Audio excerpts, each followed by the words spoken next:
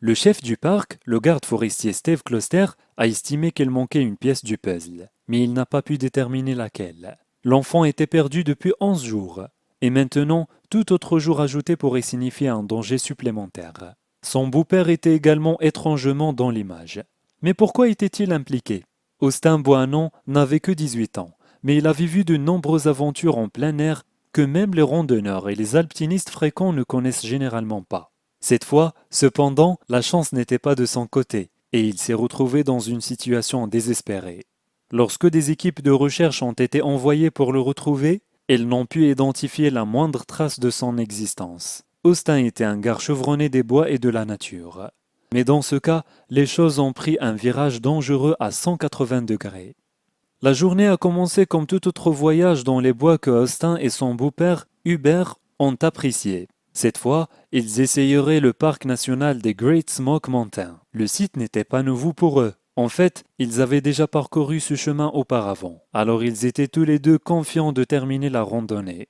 Le deuxième voyage dans les Smoky Mountains faisait partie d'une recherche d'un type particulier de plantes qui poussaient abondamment dans la région.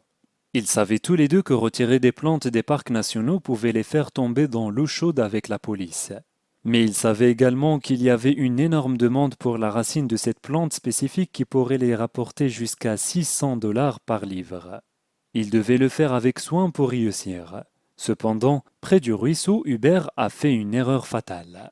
Selon le récit d'Hubert, il s'agissait sur un rocher mouillé près du ruisseau. Bien qu'il ait pu retrouver son équilibre, ses lunettes sont tombées dans l'eau, ce qui est regrettable car sans elles, il ne pourrait pas voir clairement. Le chemin à parcourir promettait des défis et dangereux, donc avancer sans ses lunettes était un problème.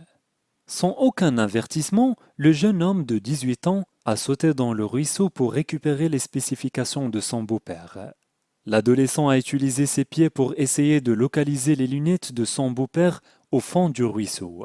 Voyant qu'il avait du mal, Hubert décida de sauter peu de temps après et ils pataugèrent tous les deux vigoureusement dans l'eau en désespoir de cause.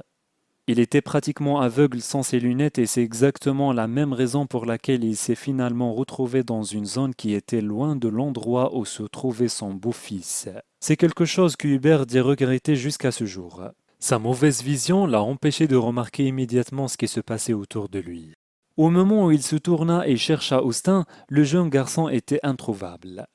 De toute évidence, chef Rangère Closter, il y avait quelque chose de mal dans ce qui venait de se passer. Il a décidé d'envoyer une équipe de recherche pour Austin, mais comme cela faisait des jours depuis la disparition, ils n'ont trouvé aucune piste. Le chef Closter savait que Hubert lui avait caché des informations qui pourraient résoudre le cas entier.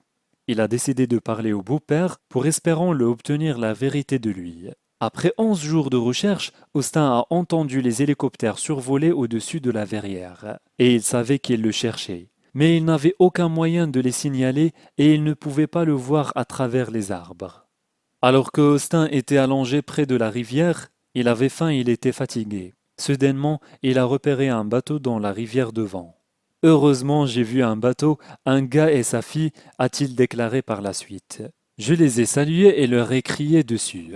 Le propriétaire du bateau a immédiatement su qu'il avait trouvé le garçon que tout le monde cherchait.